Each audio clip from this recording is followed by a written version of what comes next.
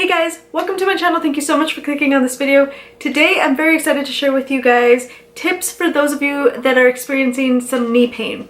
Now, I specifically want to talk about those that have a strain in their knee, not necessarily somebody that may need a complete or total knee replacement. That is a different issue by itself. But if you have a little bit of knee pain here and there that sometimes inhibits you from being able to continue to exercise or maybe start your exercise program, then this video is definitely for you, and I'm going to give you some of the tips that I give my clients and have given patients in the past when they have knee pain and they want to exercise.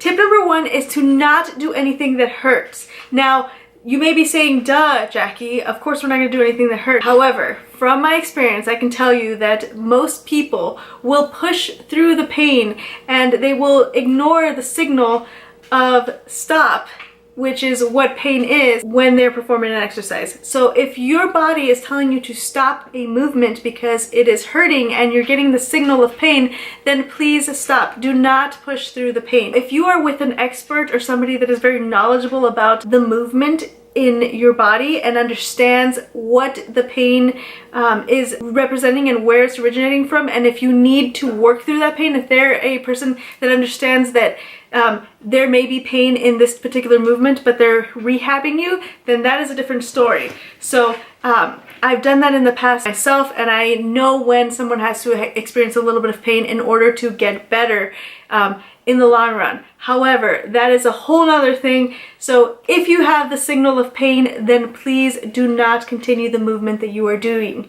Look for an alternative. Tip number two is to limit the exercises that require knee flexion and shin displacement, specifically forward shin displacement.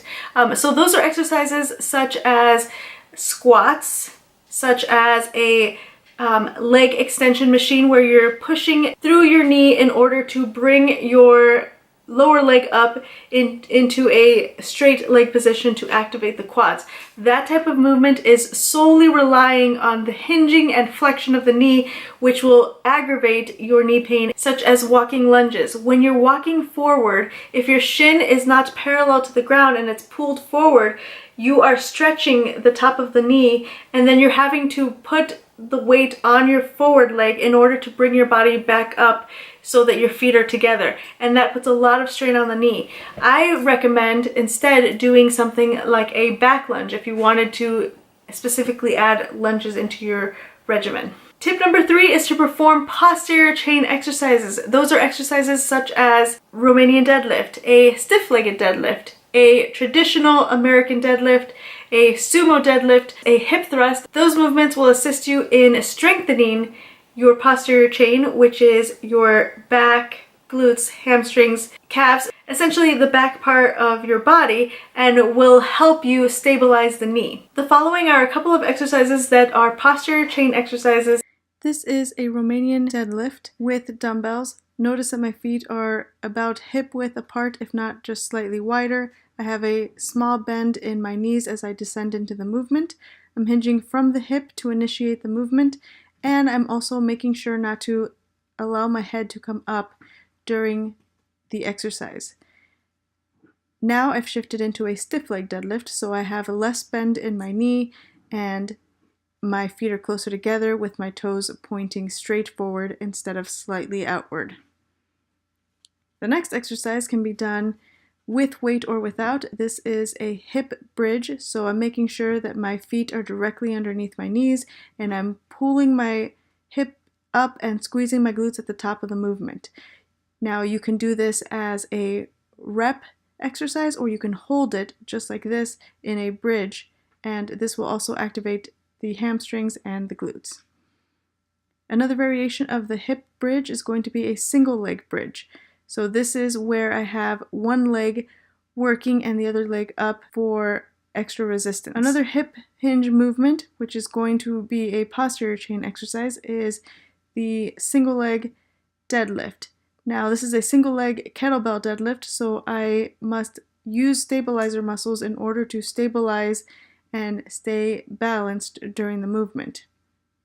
I'm going to initiate the movement the same as I do when I have two legs on the ground, and that is from the hip, and with a hip hinge movement, I'm going to make sure that I keep my head down and my spine is maintained in a neutral position as well. Hip thrust. This can be done with different resistance variations such as a dumbbell or a barbell or even a hip circle. You want to make sure that the feet are in front of the knee so that when you bring your hips up, you create a 90-degree angle at each knee. Also, tilt the pelvis forward and maintain the glutes flexed the entire time through the movement. Head and chin are pulled and tucked forward as well. Pulling the head forward limits the extension in the lower back, therefore protecting the lower back and not allowing your hips to go too high in order to protect the knees as well. The kettlebell swing is also a great exercise that activates the posterior chain. This is a lower body workout and sometimes people can feel it in their upper body, but you want to make sure that you initiate the movement correctly in order to not feel it in your upper body. You want to start with your feet wider than hip width apart, toes pointing slightly outwards, push the hips back, then grab the kettlebell, hike it and push through with your hips squeezing your glutes. That will result with the kettlebell being lifted up to shoulder height. For this particular purpose, you do not want to bring the kettlebell higher than shoulder height. There are options where you can do that. Tip number 4 is to go for exercises that assist you during your squats. So instead of doing a free squat with a barbell or dumbbells, try an assisted squat using the TRX band, using elastic bands, using a balance ball or stability ball to help you. Those type of methods will always help remove some of the strain in the knee and therefore allow you to still activate your lower body without aggravating your knee pain. The following are assisted squat exercises that will help you strengthen your quads, glutes, core, and pretty much your entire body while not putting strain on your knee. Okay, I wanted to give you guys a couple examples with an elastic band. This is a looped band, so one of the options that you have is just to put one of the loops and then hold on to it. This one is going to have a little bit of resistance, so there will be some tension on the knees, and this is one of those that you can do as you feel you are getting better with your knee pain. Another option is to put your body within the loop, and this one gives you a lot of support, especially in the lower back, and it really just helps you feel more secure while you're squatting back and pushing the hips back during the movement. The next option is going to give you the most resistance, and this is where you have the band in half and then you grab both sides of the end loop.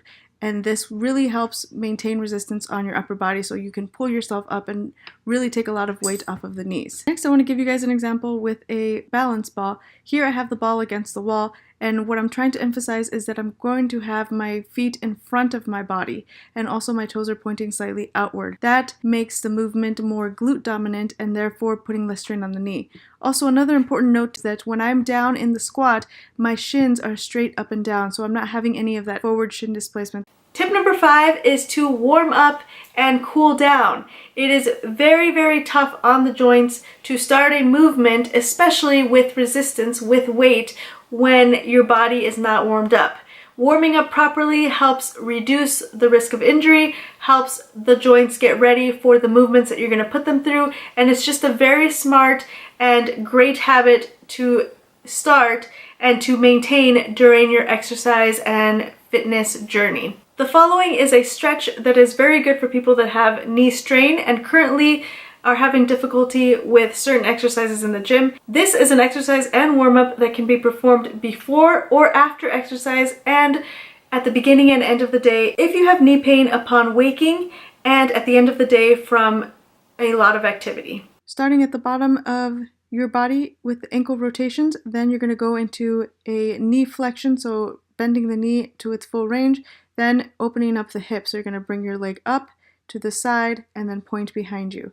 Now, it's very important to complete at least 10 reps of each of these on both sides of your body, but I'm only going to show you one during this small tutorial.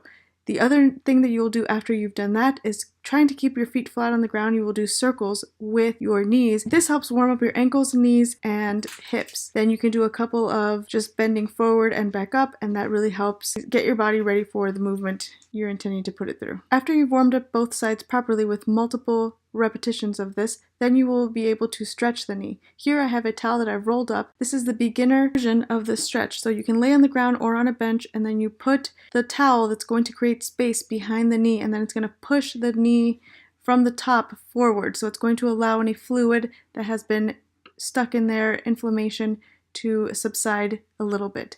Now here I'm just increasing the thickness of it. Since I was able to tolerate the thinner version of the roll, then I'm going to make it a little bit thicker. And you want to hold this position for a good amount of time. Here I'm showing you very quickly, but you want to hold it for at least 1 minute to 2 minutes so that you can actually feel the benefit. The next intermediate would be to stand up and then do a nice quad stretch while you have that spacer in the back of your knee. And this is really going to create that nice stretch in the front of the knee. Here's another angle to show you guys how I will position it. Make sure to have something that you can use for support on the opposite side, and also be sure to pull your pelvis forward and then keep your knees together when you're holding on to your ankle. So that part is very important. If your knee is flared out, it will actually aggravate your knee pain when you have a spacer behind it. The third variation, which is the most difficult, is when you have one leg up on a bench or chair or stool, something that is about knee height. What you're going to do is you're going to descend into a semi-split squat with the spacer behind, and that really stretches the front of the leg. And again, you want to hold this position for about a minute or two, but be sure to maintain your weight distributed on the heel of the front leg.